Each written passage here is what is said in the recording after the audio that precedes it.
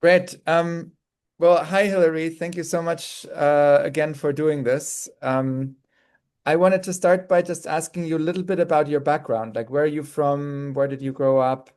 What's your family like? If you could talk a bit about that, that would be great. Okay.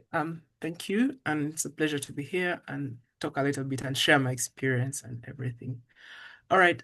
I was born in Masindi district. It's a district in Midwestern region of Uganda. So I grew up there because my mother is originally from there, but my dad migrated from the southern side of the country and then moved there. So I was born there. I did my schooling there from primary to nursery, and then later on I went to for my secondary education in the next district, which is Hoima, just a district away from that. I did my O level there, and then I moved to this capital for my A level, and that was mainly because I was among the best students in the country after my O level. I had maximum grade, so I got a scholarship or a bursary, I would say, and from the director of the school. And so, yeah, I was able to move to for my final 2 years, which is the A level part of education, Mhm. to St. Mary's Chitende. So that has been my schooling, and Where yeah. was that? You said the capital of the district or of Uganda? Sorry, to Kampala, yeah, to Oh, St. you moved Mary's to Chitende. Kampala. Okay, yeah. Yeah, yeah. Okay, great. Yeah, the fact that you're an academic high flyer is not news to me. Um, Mm. do you want to talk a little bit about your experience finding Malengo and applying? How did you become aware of it, and what sort of drove your interest? Um, First, how did I get to know about it? Apparently, I got to know about the application and the whole idea of Malengo just a few days before the deadlines. Just basically around 3 to 4 days, and that was basically through a friend of mine who came across the link and the idea, and then shared it because he was a junior, so he was not capable of applying. So he shared it to me, and when I looked at it, first my First, I had never had the idea of studying in Germany or anything like that. So when I looked at it, I was curious. Is Mm-hmm. it possible to study in Germany? That was my first question, because I would assume for like other countries where I had read about, you need to do special tests, for example, if you want to go maybe to the UK, you have to do the UCAT, the BMT, and so many of them. So when I read about it, it was more or like if you, with a Ugandan qualification, someone would definitely study in Germany. So now my next thing that really surprised me was the idea that it is tuition free. You just have to make a small semester contribution. I mean, I looked at the model that Malengo was offering, that is to say they would support you and later on do that through an ICA. To me, it was something that was encouraging, but also it was something that I would say I would take up as an opportunity at that point because when I read through, it was based on the ICA, and when I read through, it was based on the income. So it was different from a typical loan, which would mean instantly you have a given period of time. Maybe you have to pay back the money, or you have conditions after school. That was also very important for me to consider it because after school you are free to make your own choices, your career choices, and so on. So to me, these factors that were new, at least because I'd never thought of something like that in that context, but the fact they were flexible to that magnitude is something that encouraged me to apply. So I had a few days, but the positive thing is I had all my things ready. So I just had to write and do everything, submit the essays, and work around the clock to fill in my application. Mm-hmm. Mm-hmm. Great. Well, we're very glad you did apply. Can you talk a little bit about what happened then, like the selection process, and then when you found out about the result? Yes, of course. That was followed by I think a short interview. I don't exactly remember who exactly, but I think they were based in Nairobi at that time, the person that interviewed me. Yeah, and it went well, I would say, from my side because I felt confident, and the questions that you were being asked were things more of like getting to know the individual Mhm. better, and that was okay with me. And I only had one interview, so after that, I kept my hopes high, hoping something would come out. And then later on, I think there was I think from the IPO's company that was doing some little bit of survey, I remember. And Mhm. then after that, so I actually got the news after my results. So I had gotten my result from my A levels, Hmm. and that would mean with my results, I automatically qualified for a government scholarship to go Hmm. to Makerere and study medicine. Hmm.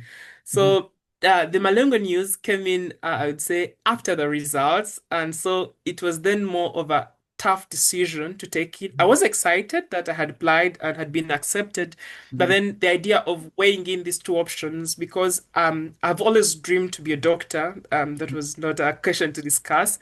And so, in principle, the question would have been, can I be a doctor when I go to Germany, or can I train in Germany? That was my initial question.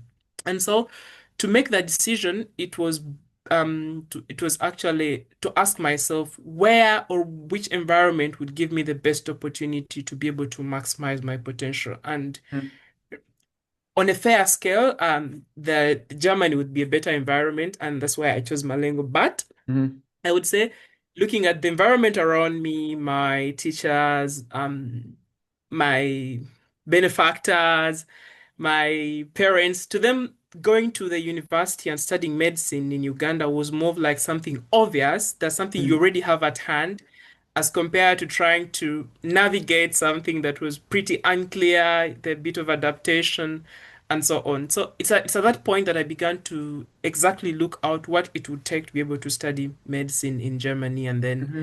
finding out about the language and all that. So I would say, in principle, I made my decision based on the idea that I would still be able to pursue my interest or my goal of being a doctor in Germany, though, or with a caveat that it would take perhaps longer or something like that. That was my initial weighing of things at that point. Yeah. Yeah. Can you talk a little bit about that? Because I remember we had those conversations at the time, and medicine is not something that Malengo typically offers because it's taught in German. So talk a little bit about your process to finally actually studying medicine in Germany. Yeah. All right. So, ideally, when I looked up the information, it was very clear that you need at least a C1 level of German for you to be able to be enrolled, but also you needed the good grades. So I was confident in my grades. I was sure, okay, my grades is okay, and the biggest obstacle I have now is definitely to learn the language. So I did ask Natalie and the other people who, of course, have stayed in Germany or are Germans about, in averagely, how long to take someone to be able to achieve the C1 level of German. And of course, they said about 3, 4 years, something. I also looked up on the internet. So that was like the average if you're taking things well. Hmm. So I did resolve that I would take up the biology course, which was in English, Hmm. study it for the 3 years, and use that time, that same time span, to polish and to learn, to improve and achieve the required level. And then after that, I would transition into my medical degree. That was like the initial plan. Hmm. Yeah. And that was the plan that I came with and everything that happened. But when I reached here, I went to the course. It really didn't feel like something I was okay with. I didn't like biology. Okay, I like biology for what it is, but I didn't see myself studying it for a long time or even maybe pursuing a career with that. So something that really didn't stick with me well. And I decided I'm going to study the language. Hmm. I was going to the university, of course, but then I enrolled to an intensive course Hmm. that was teaching in the evening. So I would go to the university and then in the evenings go for the intensive course and do that. So I was like, I'm going to try. If I achieve my goal by next year, well. If I don't, then I still have a balance of 2 years at the end of the day. Hmm. So that's what I worked with. And not surprisingly, but it did pay off because it was really intensive. And after around 8 months in total, I had finished my C1 course. I wrote the exams, and yeah, I passed my exams and it was successful. So after 1 year, I'm not exactly okay, 1 year from the time I arrived in Germany, I had my admission to go to medical school. Yeah, that's incredible. I still remember when we heard that you had achieved that C1 level of German after that short amount of time. That was really remarkable. And can you talk a bit about applying and getting into medicine? Because that's not something that we typically offer, right? You kind of did that on your own steam. Yes. Um, Applying to medical school, I would say it's a tedious process because, one, you need to first look at the requirements. Definitely there are general requirements like C1, which cut across all universities, and of course, usually non-EU citizens usually have 5% of the available slots because medicine is a numerous clause, that's to say it is a nationally restricted program, so there are specific places. And the 5% is really very different. To some universities, it can mean 11 places, and to some, it can mean as 20, and to some, even three. I did read about a university somewhere which had only three places. Mhm. So that means it is very competitive. But away from these two, there are universities that have got specific requirements. There are universities where you have to take an additional aptitude test, which is called the Test AS, Test for Ausländische Studentin, Test AS. And there are some as well where they would require you to have extra things, for example, volunteering for 1 year, which is the FSJ. These are the social year where you have to do something in that regard. And so it is more of like still away from the normal requirements, you still have extra requirements. So at that point, I could not obviously do the 1 year. So a university that would have needed that to take me or do that, that was out of the equation. And then I focused on universities whose focus was on the grades because I knew I have an advantage, but also I also did the test AS just to increase my chances and all that. So I applied to around 10 universities, but I did I did miss the deadline for some universities because I had late to get my language certificate. So Uh-huh. that Uh-huh. was painful.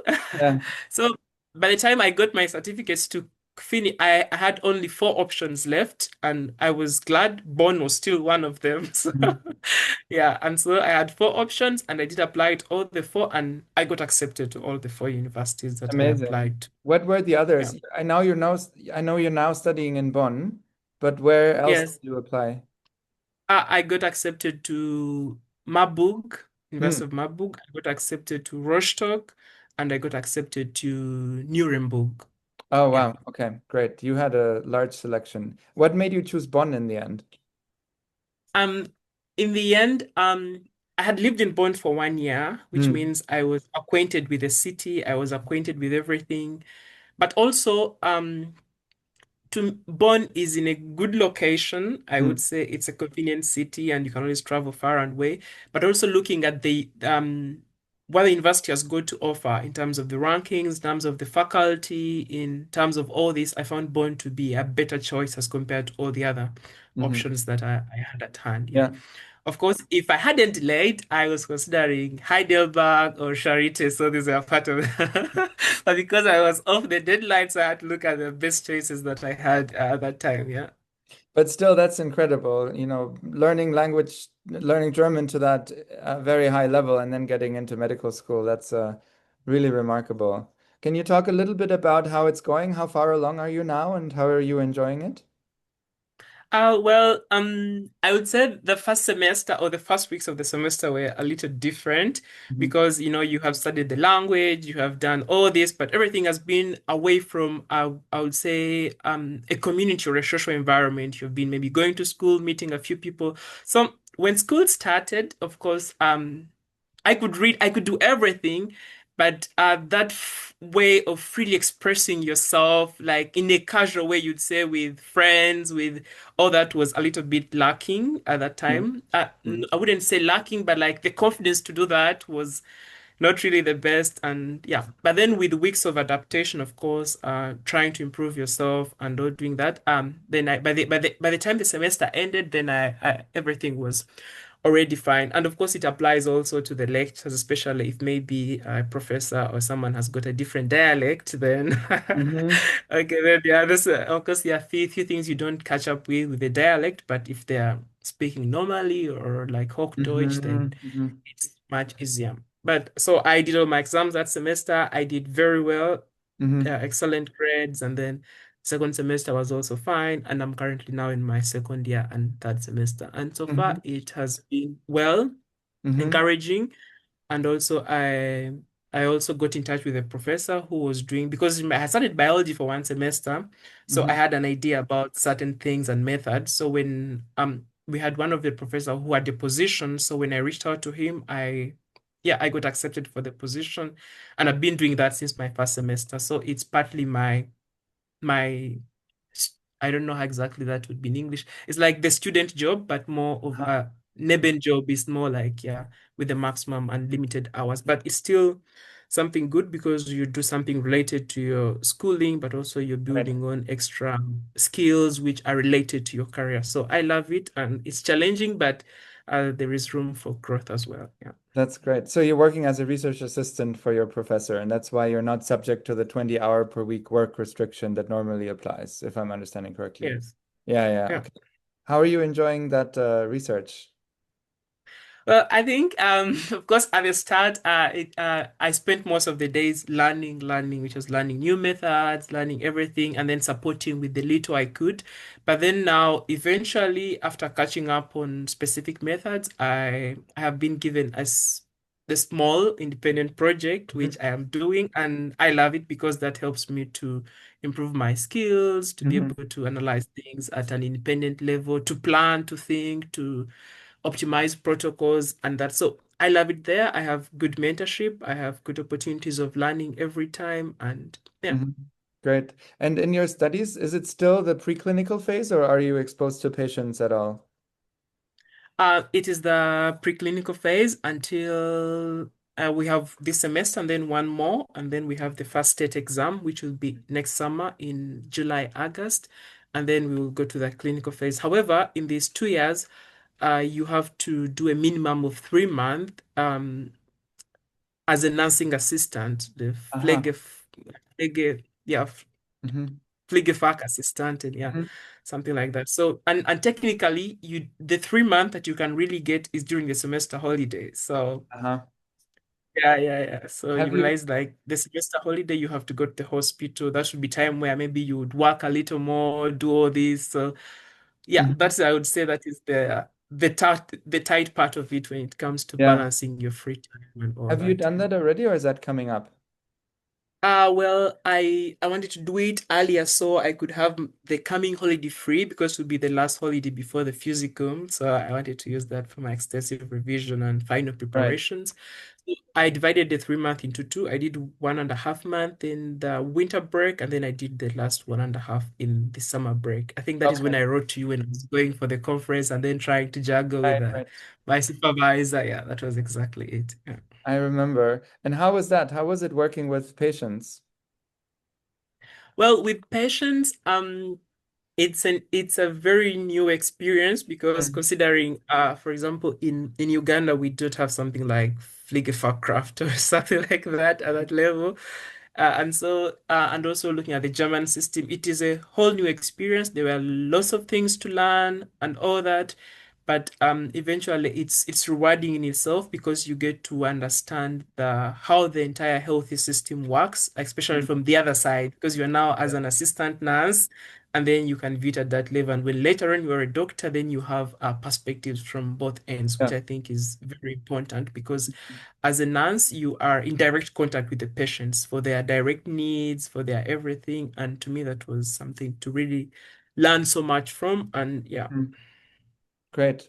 And what are you thinking about in terms of long-term plans? Or do you want to stay in medicine? Do you want to stay in Germany? What are you thinking about? Yeah, good question. Well, my most immediate plan is to do my residency, is to consider residency with a PhD. That is to Uh-huh. say, you are specializing in a given specialty in medicine, but it's being coupled with a PhD, so you are more of a clinician scientist. Hmm. Something like that is what I am considering to do. Hmm. For now, I am considering something in the direction of emergency medicine, and yeah, and and that. So that's what I'm considering at the moment.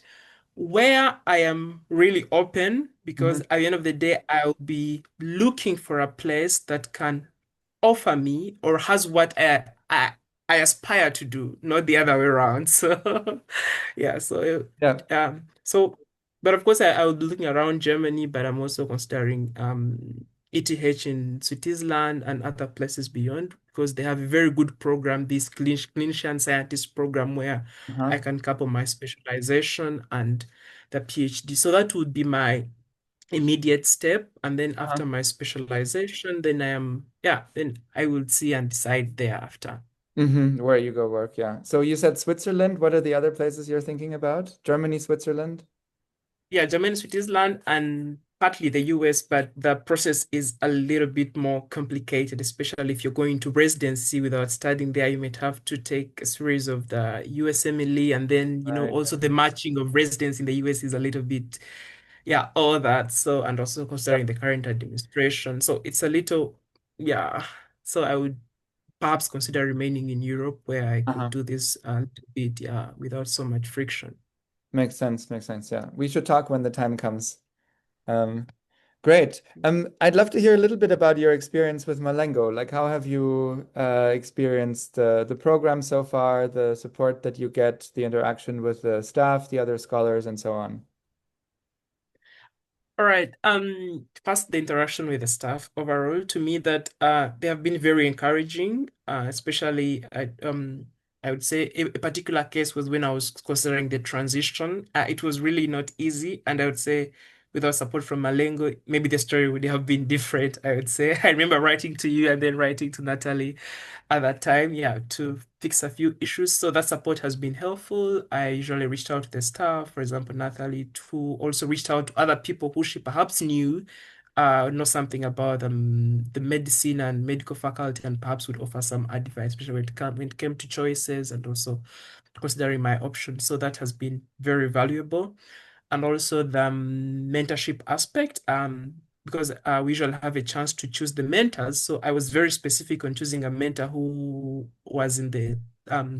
who was in, who was doing a career that is related to what I aspire to be. So I had a mentor who was a fourth year medical student. So that was also very helpful. So these different, yeah, things that exist to be able to support students, I have greatly benefited from them. From fellow students, yeah, I think it was a different experience because when we came to Bonn, we were around 8 students. So that was also very okay because you have people that you already know, people you can always meet up on the weekend and do this. And eventually there is support that exists between the students themselves, and also there is an influence because Hmm. um I did study German first, but right now, five more students from Bonn have also finished their C1. So there is always that level of influence that comes along Yeah. because you are meeting, you're discussing things and sharing stories. So that's also another thing that I found very, very helpful within the Malengo community. Yeah, that's great. And tell me a little bit about how you like living in Germany as a whole, independently of your studies. Um, But there, of course, if I'm to look at it from a way of trying to compare the differences, so of course, I grew up in Uganda and all that, and then coming to Germany, there was, of course, things that are done very differently, I would say, and that was sometimes a little hard to comprehend, or rather not finding them fitting, and so on. But in general, I think my experience living here is okay, I would say, except sometimes when it comes to the idea of maybe socializing, I would say, growing up in Uganda, you have so many people around you, your classmates by name, everyone, people around. So if you come to a new country and you don't know so many people, and it's very hard to build, I would say, friends or that kind of network very fast as someone would have perhaps in Uganda or so, then yeah, it leaves that gap sometimes, but eventually it gets better once Mhm. someone is able to speak the language, once you are studying at school. So your direct connections or network come from school, that is, and also the other places, maybe your workplace. So I think at the start it is hard, but eventually you begin to acclimatize or Mm. adapt to the situation Yeah. overall. And yeah, maybe the other thing is when it comes to filing for something, you need to extend your residence permit. You send an email and then it takes 3 months. It takes a lot of time to reply. So Mm. this bit of nagging bureaucracy sometimes, yeah, Mm. can also put some off. But generally, I think it's something that is, yeah, someone can live with or possibly, Hmm. yeah, survive. Yeah, yeah. Great. I've asked almost all my questions. I'm curious if you have any questions for me. Okay, maybe the first one is I did read about the new partnership and investment that you Mhm. have acquired as Malengo, and Yeah. What are the next big plans, if I am to ask, apart from supporting the next 700 students? What are Yeah. you planning, maybe I would say, in that scope or maybe on a more sustainable level? That's a great question, and I've hardly thought beyond this next step because it's such a big one. These several hundred students that we're now bringing on over the next couple of years. That's been a lot of work to get that together, and then it'll be a lot of work to see them through once they join the program. But in general terms, we're very motivated to just make this program as big as it can possibly be. So there's so much demand amongst the students in so many countries, not just Uganda, but elsewhere. Students want to study abroad and don't have the means or the information to do it.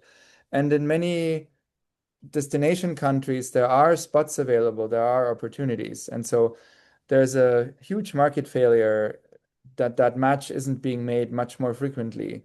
We're making it in the hundreds now, but we want to make it in the thousands and tens of thousands of students. And so that's really the ambition to get to the place where, anybody who wants to study in some other place has an opportunity to do that in terms of mentorship and financing. So we'll, I think, stick with Germany as a destination while it's so fruitful, but we will look to other places um, pretty soon, I think. So we already have a pilot program in France, and I'm keen to expand to other European countries. And then we're already, as you know, expanding to other African countries. So we're now in Uganda, Kenya, and Rwanda, and hopefully that'll get more numerous as well. So we have megalomaniacal expansion plans in general. Okay, that's nice to hear. Mhm. Or maybe also, from my own understanding, once you introduced Code One, at the time you introduced Code One, there's I would say in principle, you have a model that you develop based on the information that you have, theoretical and so on. And then once you have the real students going to these places, you have sort of feedback that I would say maybe helps you to calibrate your model and say maybe this is not working, Mhm. this is not working over the years, because I think this will be the sixth or seventh court if I get it well. Mhm. Um, where have the largest differences between the model that you put at the start and what you have experienced? Where have you noticed the biggest differences? And maybe what do you aspire to change within this? I say, what do you aspire maybe how to calibrate your model to fit within the feedback that you've got from the real students? I would say Yeah, maybe yeah, yeah. one or two big changes and what the calibration would look like. Yeah. That's a fantastic question. So I'll say two things. One is a positive surprise has been the rate at which our students succeed in staying in the destination country. So out of the, 250 or so students who are now in Germany, and there's several hundred who are arriving, only one or two have had to go back to Uganda so far. And even with those, we're still working with them to get a new visa to come back. So we had anticipated much, much higher rates of dropout. The fact that our dropout is, below 1% is really exciting and a big surprise to me. Um, on the flip side, the second thing to say is that we had already allowed a significant buffer in terms of how long it would take people to finish a program. And that definitely seems like people are using it. So, if anything, it's taking a little bit longer than perhaps we had anticipated. And so that's a small update in the negative direction. Um, Maybe also related to the first thing that I said, people aren't leaving, but they're switching courses and they're switching cities and so on. And so that makes it take a bit longer on average than we perhaps originally anticipated. Not in a really catastrophic way, but every now and then we have these cases where it just takes a bit longer. Oh, all right. Yeah. Thanks for sharing. Great. Well, Hillary, I'd love to close by asking you about what are you excited about? What are you looking forward to? Well, I'm excited about what I'm looking forward to. I would say I have things that I'm looking forward to immediately. There are things I'm looking forward to on a pretty large, okay, in a pretty, I would say, on a longer duration or something. But to break it down and fast, Currently, yeah, on the academic side, I'm really looking to doing my physical. Yeah, everything has been there. You know, you study in medical school, but it's the first state exam, and I would say it sends a signal. It communicates something. So I am really looking forward to that exam.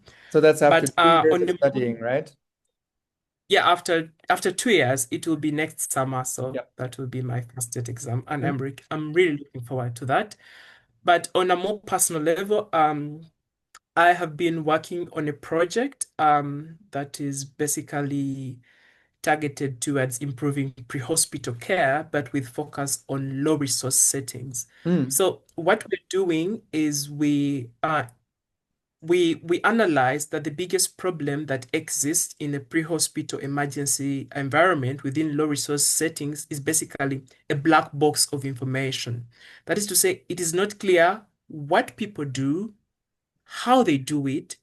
When these things happen, usually it is an informal system that is happening. You have an emergency, someone calls their neighbor, calls their relatives, call this. And in this chaos of trying to organize things, there's a lot of time that is lost. And yet the golden hour is what is usually critical when mhm, it comes to emergencies and all things related to that.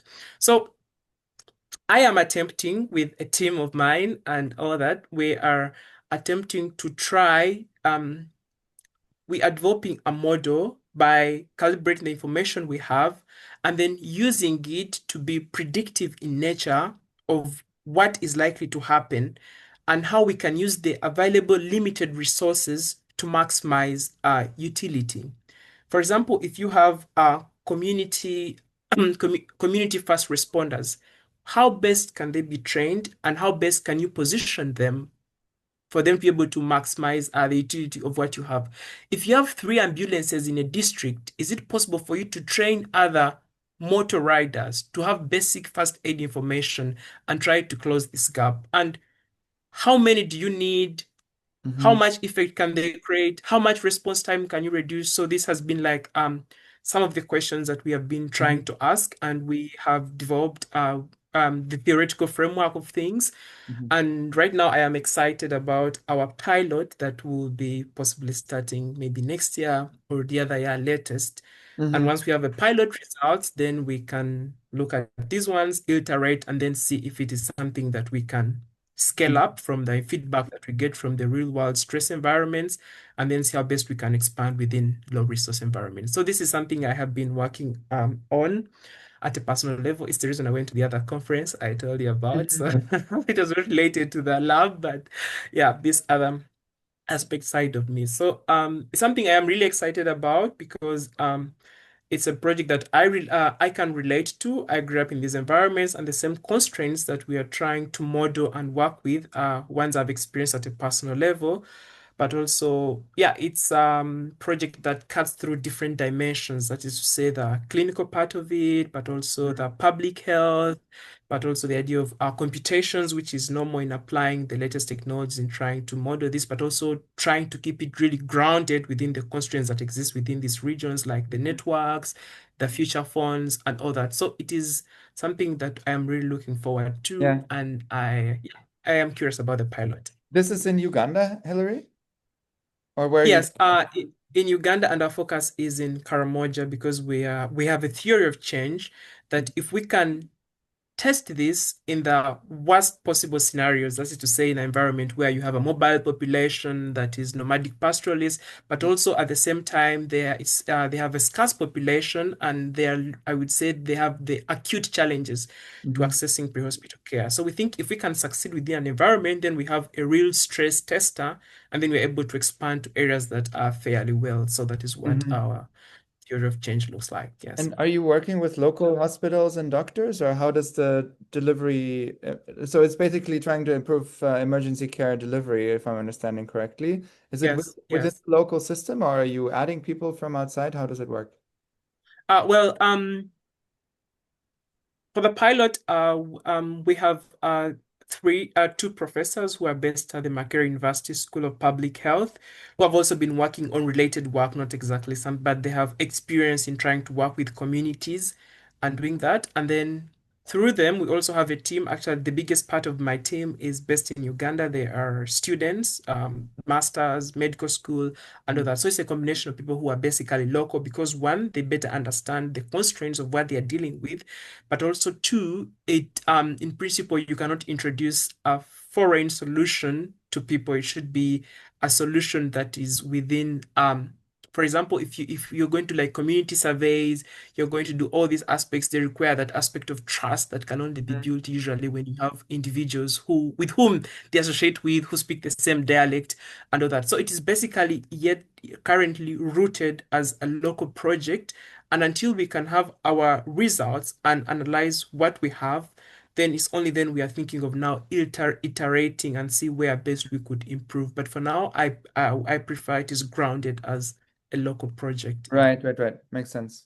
Super exciting. Thank you so much, Hillary, for taking so much time. Like I mentioned, I'll send you the video before we post it, and then we can go through it together and you can suggest any edits that you would like. Thank you so much again for taking the time. It's been great to catch up. I was so impressed by all the things you're doing. All right. Thank you, Johannes, and thank you for the time, for listening, and of course, allowing me to share my experiences. And yeah, I'm really looking forward to the video and looking forward possibly next summer. Okay. I hope my physicum is done by the time so I Uh-huh. could come to the retreat and I meet would in love that. person.